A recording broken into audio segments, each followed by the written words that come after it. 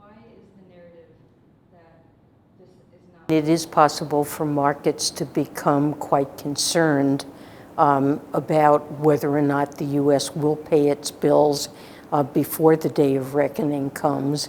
And we saw that in 2011, the United States experienced a credit downgrade for the first time in its history.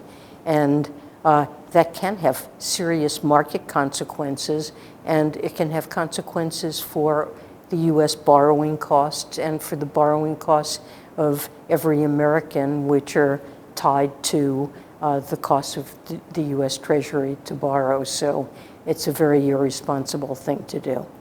It's a critically important goal. The administration has not embraced reparations as part of the answer. It's not about new spending. I believe strongly, especially as Treasury Secretary in the fiscally. Well, we can't default, and we will take every measure possible to work with Congress. I believe members of Congress will understand that this would impose a self-imposed calamity on the United States and the world economy. And this is something that, while it may be used as a bargaining tool in the run-up to it, at the end of the day, Congress simply has to act to raise the debt ceiling. And there have been standoffs in the past, but Congress always has done its duty to raise the debt ceiling, and I expect they will do so this time as well.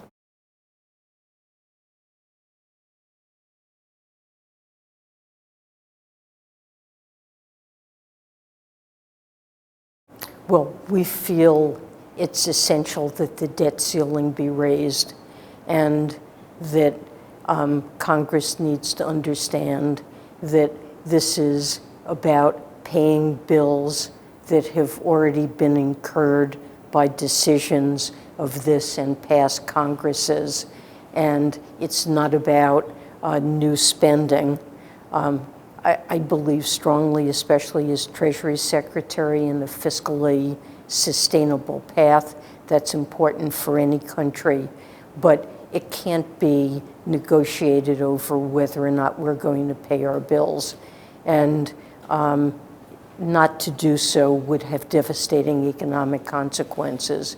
So I believe in the end we will find a way around this, and Congress will act to meet what I believe is a shared bipartisan responsibility to raise the debt ceiling. After seeing the impacts of slave trade and really the speech you made this morning, I'm wondering, and a lot of people are wondering, if the U.S. can rectify